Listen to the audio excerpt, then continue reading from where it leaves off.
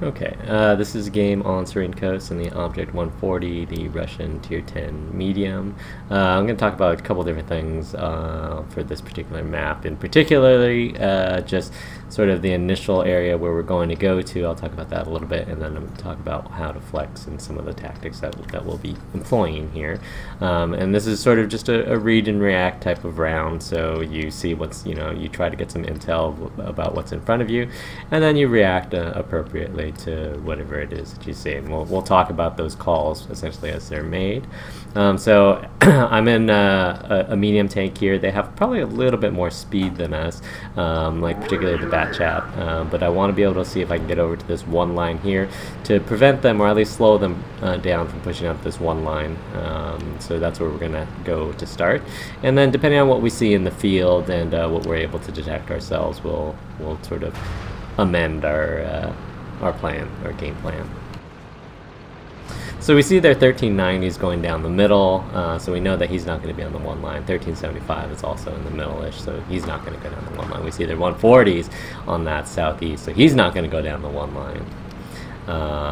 So we see the bat chat. The bat chat's currently stopped in F1, so he's not going to be a challenge on the one line. So you can start ruling these tanks out as you go up here. So even as I come up here, I know that there's only a very limited number of tanks that can actually be up here within the time frame that's necessary to cause me problems.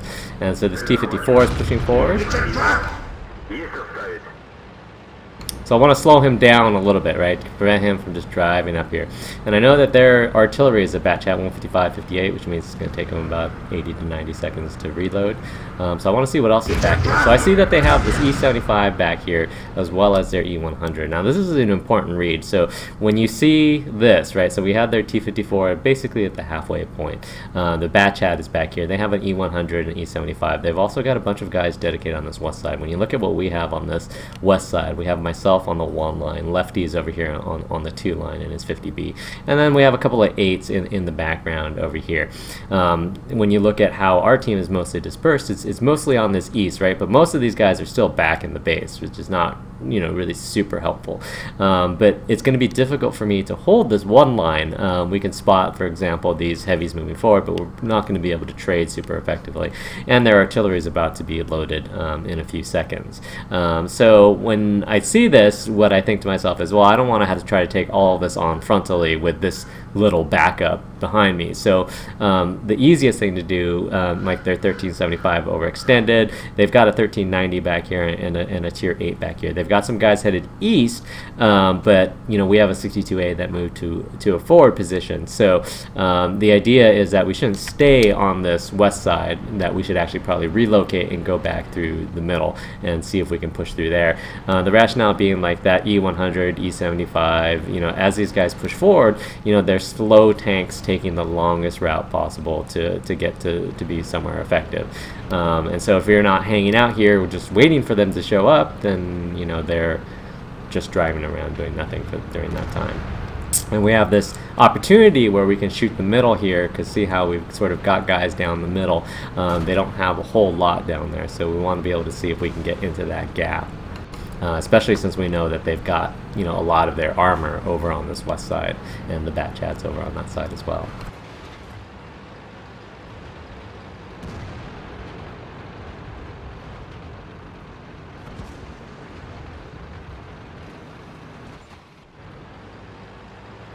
And so their JPE stopped in the middle over here. So our guys are pushing up over here. So they've given up a lot of map control on this east. In return, we've given up map control on the west. And you see how their E100 is already pushed up towards that C1 area. So we want to try to clear out through this middle as fast as we possibly can, and get these guys in the middle here, at least in a bit of a pincer, as we can.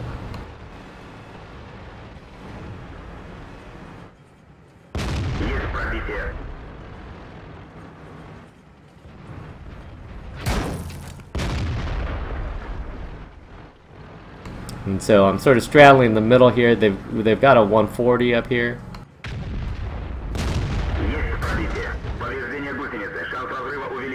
I'm trying to make sure that I'm not in a position where the JPE can get easy shots on me, and I'll be able to finish that guy off. We're the only person left in the middle now, so we need to be careful that we don't get pincered. That E100 is still on the other side, but their JPE can be flanked, right? He's facing the opposite direction, so that's something that we're going to have to look into. I just want to be sure that I can get this JPE without getting shot by the JT behind them. And so what I want to do is I want to be able to, this is where the tactics portion come in, I want to be able to shoot the drive wheel of the tank, and that's basically going to stop him from turning. And then I'm always checking to see if I'm in an artillery lane, etc, etc, etc. And so that JPE goes down fairly easily. So this JT in front, we know they've got some guys in the back. Their E100 is still over on that one line, so he hasn't pressed in too far, so we don't really have to feel too much pressure from that side quite yet. So we have a T-54 lightweight going in here, so we should be able to 1-2 this JT. And then once again, shoot track. Drive wheel, he's going to repair, and then just shoot the drive wheel again. And then remember, the drive wheel is not only good for tracking things, but you can deal damage through it pretty easily.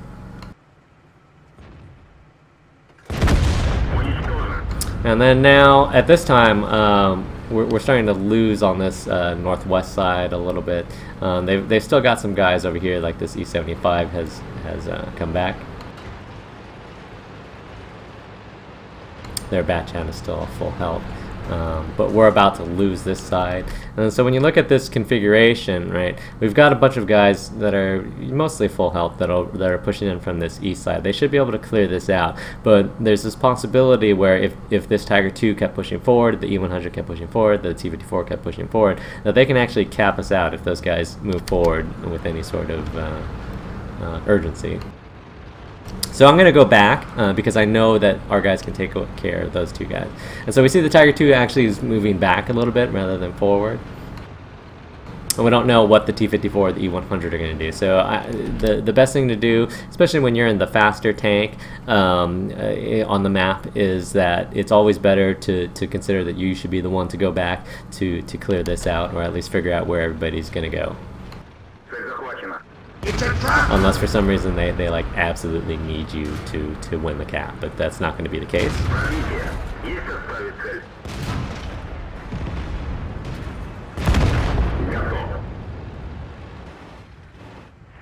And so we see the T-54 has actually come back a little bit, and the E-100 is still on that AB line. So I'm not too worried about that. So they didn't try to push in through the cap, which is good for us. And it's taking our guys a little bit, but eventually they're going to be able to get that E-75 down. And so I just want to make sure that this E-100 can't escape super easily. And so ideally what I'm able to do is take high ground. He comes low, so I get above him. It's difficult. It's going to be difficult for him to like push up that hill or catch up to me because I'm in the medium. It's a trap! And he bounces his heat round. And then drive wheel. And then side hug. And then I think I kind of mistime his his reload a little bit here.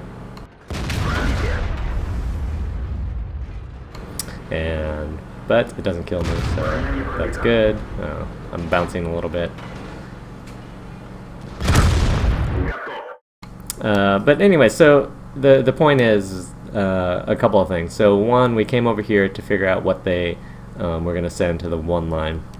Based upon what was spotted before we even got to the one line, we knew that there wasn't going to be a whole lot that they could send up in that direction that could give us problems. And so we got to spot the one line for free, get a free shot of damage on that T-54, and can think about what we want to do, especially since we know that they have a Batchan 155-58, which is slow loading artillery. We know that we have a little bit of time, so we saw that they had a lot on this west side, and that we already had some established presence in the middle and on the east. And so the best decision is not to sit there in my medium and try to trade with multiple heavies and the Batchan and Arty and deal with all of that, but actually to reposition, use my speed to actually go someplace else themselves on the map and be effective. And we were able to push down and clear out through the middle and come back behind their tank destroyers like the JPE and ultimately the JT, and that makes it easier for your guys pushing from this side. Their team gave up a whole lot of map control, which certainly made it easier. And then it was just about recognizing the possibility that they could break through on that northwest, because all of our team left the base, and so they still had that, the Tiger 2 again could have been pushing forward, so they could have had the Tiger 2, T-54 and the E-100 over in this northwest quadrant over here, potentially pushing into the base, which could have posed a problem, given that our team wasn't like super fast in clearing out this area. But that's how these maps sometimes work. And the other thing to keep in mind is also the importance of tracking people. At the very least, you'll make them burn a kit. At best, you'll be able to perma track them. And so if we look at the stats from this, as is often the case when we play medium tanks, we're able to deal a lot of damage simply from the fact that we're always relocating to a position that's advantageous for us. If we're in a position that sucks, you move. If you're in a position that's great, you stay. It's the math sometimes is quite as simple as that, and it's just a matter of getting to those positions where you have some sort of tactical advantage, some sort of local advantage where you can get shots on things, and you'll deal a lot of damage if you're able to do that.